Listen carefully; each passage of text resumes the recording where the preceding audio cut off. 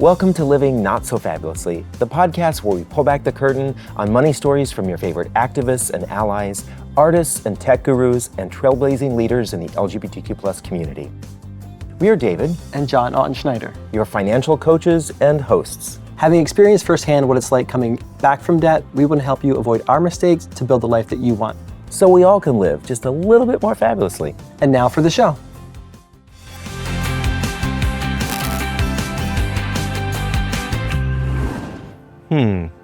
Lives in New York City, worked for Oscar de la Renta, Calvin Klein, Vera Wang. Is it Rachel Green? No, it's Anthony Stratis. Welcome back to Living Not So Fabulously. While following in the footsteps of the lovable Friends character sounds like a dream, the reality is a bit harder. Contrary to the television show, New York City is expensive on a middle-class income, and problems aren't solved, David, in 30 minutes. No, they're not. Add this reality to Anthony's unstable upbringing in a financially struggling single-parent household, and achieving financial security, let alone abundance, has occasionally felt out of reach for Anthony. This is something many can relate to. And Anthony shares a little bit how he thought he was saving money, but actually wasn't, and this kind of reminds me of when we first got together and were spending and living unconsciously. It wasn't until we pulled our heads out of the sand. I know you probably thought I was going to say something different, but we did pull our heads out of the sand and kind of had our aha financial moment. And one of the first things that I did that helped us to see just how unconscious we were about our spending was I did a spending analysis. I looked at the past 12 months, every single penny. How would we been spending that money? And on paper, we were rock stars. We were. And one of the things it showed us was that there were some weeks when we were spending $400 a week on groceries and $400 a week on dining out. And this was all the way back in the early 2000s, long before all this inflation, right? Exactly. That really showed how unconscious we were about our spending. Now let's hear Anthony share his story and pay particular attention to when he shares how, when he and his partner were saving for a vacation, they went from unconscious spenders to lifelong savers. So welcome to Living Not So Fabulously, Anthony. We're excited to have you. Hi, thanks for having me. We know that you haven't done something like this before, so you're stretching outside your comfort zone, but your story is very compelling and I think relatable for the LGBTQ+ community. So let's dive into that a little bit. About 34% of respondents to a recent survey said that they identify themselves as savers. So that means everybody else doesn't identify themselves as a saver. But there was a period of time in your story that you thought you were saving money, but it turns out you weren't. Can you kind of explain that story, please? Yeah, of course. So I feel like a lot of my 20s, especially with COVID, just money would deposit into my account, and I'm not a crazy spender. So I was like, I don't need to really check my account all the time and stay on it. Like, it's going to my account, it's there. And then after a little while, I started noticing, I was like, well, where's my money? So I was like, I know I'm not doing crazy stuff all the time, but just like life, Mm-hmm. And then because I wasn't staying on top of it, my savings didn't grow as much as it should have. Mm-hmm. So it was a little disheartening. Yeah, no doubt. I think in that same statistic or data point that John just mentioned, that even more than 50% of people who said that they had a budget were spending beyond their budget, even though that they were looking at it regularly. And it is a common thing, I think, for a lot of us to feel like we kind of drift into this idea of just living life. And that's what we all want. I think when we think about financial freedom, it's to be able to spend money and enjoy our lives the way we want without having to think about that money aspect all the time. Every single penny. Yeah, for sure. Exactly. So what was that feeling like when you looked at your account and you're like, oh, wow, I'm spending more than I thought I was spending. I don't have as much savings as I thought I had. Like, it was definitely scary. I guess if you want to call it trauma, from when I was a kid, just not being stable. Mm-hmm. I was like, okay, it kicked me into high gear. I sat down with my boyfriend and we lived together. So like we had a big conversation. We're like, all right, this is how much we're going to put away. We're going to do it 50-50. And we had created a whole new account for that. And that was like the beginning of, I guess, our savings together. I think having that conversation with him made it more concrete that we were doing something. And to see that we were both on the same page when it came to money made sense and it was comforting. And also knowing, if times, get tough in the future, I have no idea what's going to happen. I can count on him and vice versa. He can count on me. So that's the whole point of, our joint savings. So Right. we have that for each other. Yeah. So we get asked the question a lot, how do I get my partner on the same page with me about my finances? Because very often partners, especially it seems like in the gay community, they're going different paths in their lives. How did you get your partner on the same page? Was your situation, the savings confusion there, an impetus for him, or was there something else going on? I mean, I think he, similarly to me, wasn't, I guess, paying enough attention. Mm-hmm. And not that he also similar to me again, like it's not like he's going out blowing bills like it's nothing. Yeah. Right. But we both had like a similar aha moment. And I think I had to drive that conversation a little bit. But once I initiated it, it was like a no-brainer for both of us. It does seem like we oftentimes struggle with this idea in the community, especially in the queer community. I think especially with gay men, we struggle with this idea about we want everything about our lives to feel fabulous. I mean, part of this show is living fabulously, right? I mean, we love that idea of living fabulously. So we talk about the new shoes that we got, the vacation that we're taking, the car that we have, the home we're buying. We have no problem talking about those kinds of things. But it seems like there's still this taboo in the community talking about, hey, I reached $75,000 in my retirement accounts, or I was able to max out my IRAs this year, or having those kinds of conversations. Why do you think that is? Why do you think we still struggle with those kind of conversations? I feel like it's just not normalized amongst not just the queer community, just with everyone. Right. Like, I'm only trying to break like my own personal boundaries and talk about like what we're making, like with my peers, like our yearly salary. Just 'cause I think that's better that we all know, especially in the same industry, because then we can fight for what we deserve. So I think just little things like that need to be normalized amongst everyone, and then I think that can then penetrate the queer community. And then I hate saying this, but it's also, it could be kind of boring talking about it. Like if it's just talking about it with like a friend or maybe a new boyfriend or something, like, I mean, it's not really like a hot topic for a date. You know what I mean? Right. What's your credit score? Exactly. So I think that's also part of it, but Yeah. we got to make it sexy. Yeah. How are those conversations going with your colleagues and friends, especially about salary? Because people, I think, have this perception that they're not allowed to talk about their salary, like it's against the company policy. So people have an aversion to doing it, but there's literally nothing wrong with talking about your salary, and it's actually illegal to say that it's not. So how are those conversations going? I mean, it's still very like new, like not just for my colleagues or friends, it's me. Like I'm still trying to get into the habit of be like, oh, what was your raise this year? My raise was this. And like, it's still new. So it's a little tough, but I feel like I'm navigating a little bit more. Yeah. I think that's a really important point. The more we know about what we are able to earn, the more we can advocate for ourselves and for other people. Yeah. And one of the things that we are encouraging folks to do is to actually have more of these kinds of conversations. If we have the confidence and have those kinds of conversations, it does really help lift up the community, right? Because if you know somebody is coming into your place of employment and they're also a queer person and we want to advocate for them, we want them to be earning what everyone else is or what they deserve to earn in that particular. Sure. And they're coming in blind oftentimes, right? They don't know what the company is going to pay for a particular position. Exactly. And that's why we need to advocate for each other. What kind of money conversations did you have growing up as a kid? What was that conversation like amongst yourself and your parents to each other? Honestly, like I didn't have a lot of them. Like my mom was a single mom. She struggled to raise me. My dad wasn't like super financially there. He wasn't for a long period of my life financially there. And then for college, he really stepped in. But other than that, there weren't like big money conversations, like which I think in the long run kind of hurt me a bit. But there was a lack of knowledge with them. I wish I got a credit card when I was in like early high school so I could start building credit earlier. But in my household, like credit cards were bad just because you can get, you can use it and then you're screwed in the end. So that was like my idea of what a credit card was, where in actuality, if you're smart, they can actually be really great. Yeah. So it took me so long to get like good credit just because I had no credit. Right. So I had to build it. Yep. And I wish I could have started building it at like 14 instead of like 20. Yeah. Yeah. Could have saved a lot of time. Yeah, exactly. at the end of the day, I know what I'm doing now, and God willing, I have kids, like know how I can set them up.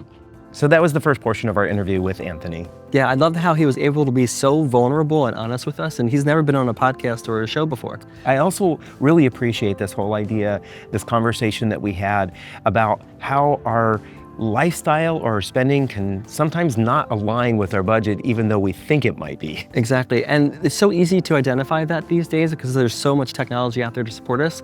So 3 tools that we recommend you consider in 2024 are 1, downloading a credit scoring app to your phone. Another is a budgeting app. There are a whole bunch out there. And then also set up autopay to cover as many of your bills as possible so you don't miss or are late on any payments. And make sure that credit scoring app isn't one that's going to send you a bunch of credit card offers in your email box. Exactly, and with that, we'll be right back after these messages.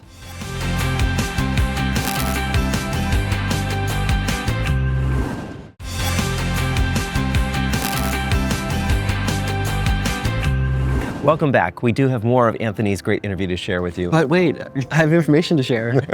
Redfin recently came out with a report that showed that 18% of millennials and 12% of Gen Z think that they're never going to be able to own a home. That's really unfortunate. It is unfortunate, and Anthony shares how owning a home is important to him, and he shares why it's important to him. But it's almost never been harder for that generation to be able to buy a home than it is today because of high interest rates and because of inflation. Yeah, it does remind me of the time period when we were first thinking about buying a home. Back in 2007, this is before the housing market crashed, John and I were out looking to buy a condo, and not only was our realtor, but also our friends group were encouraging us to spend more. Bigger. Right, buy a bigger place, right? And so we were being encouraged to do that, but the interesting thing is that John and I, not only did we work in the same industry, but we also worked at the same company. And just a few years before, we saw in the industry that there were layoffs when the stock market crashed. So we had this conversation around what would happen if one of us lost our job? Could we afford this mortgage? And so we were very intentional about buying a place that we could afford if one of us lost our job. And that made all the difference because since then we were able to put much more money into our 401ks. Absolutely. Live a better quality of life, and we were able to withstand the Great Recession much better than a lot of our friends and peers. Yeah. So let's hear Anthony share his story. What are your big goals? What are you saving for? What are your aspirations? I was actually just talking about this again last night with my boyfriend. We want to buy property. That is, I think, the ultimate like financial goal for me right now, like the short term. So like whether it's a small house or a condo, that would be like my goal right now. And why is that? I think it stems from not ever having my own home. Like I grew up, like as I mentioned, my mom was a single mom. I grew up in Brooklyn. I actually grew up in Canarsie, last stop of the L train. And we constantly moved. I think the longest place we were in an apartment was maybe like 6.5 years was the longest stint. But we always jumped from apartment to apartment because at that point the landlord wanted to sell and they wanted it vacated and this and that, or we had landlord troubles. So I never had that one place I called home. Yeah. So it sounds like what you're searching for is a little bit of stability. Yeah.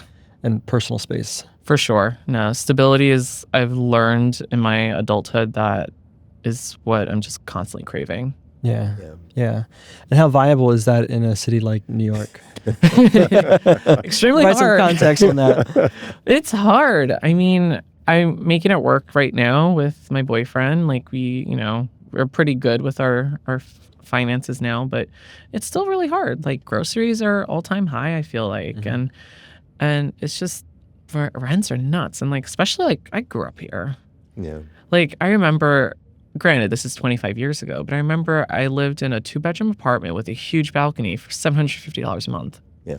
Wow. Yeah. I mean, it was Canarsie. It wasn't like you were in the Upper East Side. But still, like now, like something like that in Canarsie is going to be probably over like pushing $3,000. And like, that's ridiculous. Yeah. Like, come on. Like, it's just so disheartening. And it kind of like, it really just makes me feel like I failed. Yeah. But I have to remind myself I'm not failing. But you're like the Rachel Green of like real life, right? Because you like work for Vera Wang and the I've like bopped around. Oscar de la Renta. Yeah, So like I did a lot of bopping around in fashion. Like Yeah. I like to think I was a big Friends fan too growing up. So I used to when I got my current role, I'm like, I'm Rachel Green. But yeah, like I definitely did some. did you date Brad Pitt? No, no, unfortunately. So I'm curious. So with your goal is to buy a house. Just visiting New York City is expensive. What tools are you and your boyfriend using to help you achieve that goal? What are your strategies at this point? So right now, I'd say we're definitely utilizing our savings account like tremendously. Like we started, I guess, last year putting a little bit away each month, and now we're more aggressive about it, where we're putting a lot more away each month. And it also kind of started, this might sound silly, we wanted to take a vacation. And I was like, well, I don't feel comfortable taking this vacation unless we have this much money in the account. Yeah. So we just started aggressively saving, and like I was just like, wow, I like how that looks. Really? And yeah, so it kind of just started with like at least the aggression part of it started with a vacation in mind. And now we had said like, we're going to keep doing that, go on this fabulous vacation, but then in a year, maybe 2 years, we can have a down payment on a condo. Yeah, Right. exactly. Nice. One of the things we love to share with folks is the habits that get you out of debt can keep you out of debt and create wealth. And in this situation for you, wealth means having money to take the kinds of vacations that you want, having the money for a down payment on a home, having the money for the lifestyle that you want to live. Exactly. Is there anything you would share with our viewers or listeners that you are doing in this environment, living in New York, expensive city, increase in costs? Is there any one thing that you would say you're doing that is helping you save just a little bit more every month? Yeah, actually, I'd say finding an apartment within budget. Because I think it sounds silly and kind of like a no-brainer, but I'll talk to people and they're like designated like half their monthly salary to an apartment or more. And I'm like, that's a little nuts. Yeah. Like I always try to keep just in my head, I never wanted my part of the rent to be more than like a week and a half's worth of my salary. And like ideally I'd like it to be 1 week, but I'm in New York City, so it's a little difficult. And like I remember I moved into my studio like almost 5 years ago, and it was my first big boy apartment. I purposely picked far into deep Brooklyn where my commute was like an hour and a half. So I think other people would be like, why would you live there? When I still tell people now today that I used to do that, and they're like, why? It's so far. Blah, blah, blah. I was like, because I lived by myself and it was cheap. That's why. You make sacrifices, and I think a lot of people don't like to make sacrifices. Totally. This reminds me of the story of when we bought our first condo, and our real estate agent, all of our friends were saying, you could buy twice or 3 times what you're actually purchasing this place for. And we're like, but we have other life goals. We don't want to just be house poor, right? We don't want to be stuck here and not be able to go travel or buy nice cars or do other nice things. And it seemed anathema to anything that they could ever understand. Yeah. No, for sure. It's like, I want the house, but I also, I want to go away once a year or occasional fancy date night. I don't want to be stuck at home every day. Right. So I think it's important that I love how you articulated that. It's like there's more to life than just this one thing. Yeah. You want to have a nice home, but you also want to have a good 360 kind of experience. Exactly. In life. I love the fact that you have decided that we oftentimes hear this expression, penny wise and pound foolish, but you've decided to take it the other direction and say, these are some of my biggest expenses in life. If I can reduce those, I'll have money for other things. And the other things for you are your goals. And we oftentimes in our lives get stuck in this trap of continuing to just ramp up our expenses. We get the bigger house, we get the more expensive car, we continue to ramp up our expenses, and we never make that gap so that we have money set aside for retirement or for down payments or sending our kids to school, all those kinds of things. I think it's really important to have those kind of future goals. Without those future goals, then we don't know what we're saving for. And it's so easy to rob that savings account for the occasional, I just want to have fun. Look, we're going to drop $200 on brunch this weekend, right? That kind of, those kinds of easy things. Yeah. Yeah. No, for sure. It's definitely, I've noticed that I save so much more when there's not just a goal, but a near goal, like a reachable, an attainable goal. Yes. Because then I'm like, okay, that's a year from now. All right, I can do this. Yeah. Like I did the same thing in college. I wanted to study abroad and my dad helped me, but I had to pay a lot of other expenses. So for a whole year, I just threw money in my savings account and I didn't touch it. Yeah. So when something's like attainable, for me and my personality, I'm like, I'm going to do it. So you need that near-term goal and that sort of that long-term goal. Mm-hmm. Do you have one savings account or do you have multiple accounts for different goals? Well, right now I just have the one. I decided to just have the one with my partner, and we're both, because we're being a little aggressive. Yeah. So, and I'm pretty comfortable with that personally. If you think I should be doing something else, please tell me. Oh, no, do whatever works for you.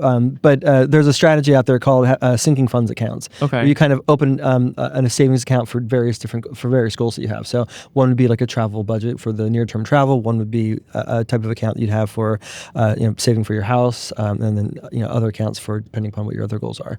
Okay. But if it's working for you, I mean, don't mess it up. It's just a strategy that's out there. Yeah. Well, and I will say that there are a number of banks that are now allowing you to have one account, but to designate portions of that account to various goals. So you can actually go in and say, okay, 30% of this account is for this goal, 30% is for this goal, and 40% is for this I didn't know goal. that. Yeah, and I gotta look they into will they will keep it. When you put money in the account, you can either designate you want it to go to all of them and just evenly be spread over all of them, or say I want this $100 to go to this goal, and I want this $50 to go to this goal. And that's the advantage we have of technology today, right? Mm-hmm. The algorithms can keep all that separate and determine where the growth is on each Have of those those. like thermometer things that tells you how close you are to That's those cool. goals. We appreciate that you shared that story. We appreciate that you were so vulnerable and coming on the show and stepping outside your comfort zone. I think it's going to be very inspirational for our listeners and our viewers. So thank you so much. Thanks for having me. That concludes our interview with Anthony. I love the second part of that interview where he shared how he and his partner got on the same page financially. Oh, yeah. It's one of the most reoccurring questions that we get from our All the listeners time. and viewers is how do I get my partner on the same page with me? Right, exactly.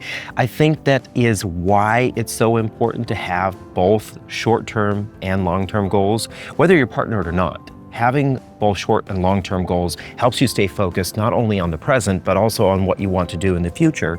And one of the best ways to do that, as I mentioned in the interview, is to have those sinking funds, right? A sinking fund keeps you solely focused on that goal and putting money towards those individual goals and marching forward. Right, so you've got a sinking fund for the near-term goal, a sinking fund for the long-term goals, and you can have innumerable sinking funds. Exactly.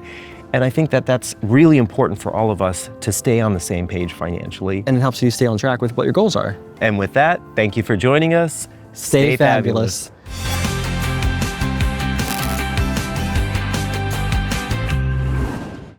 This content was not intended to be financial advice and should not be used as a substitute for professional financial services.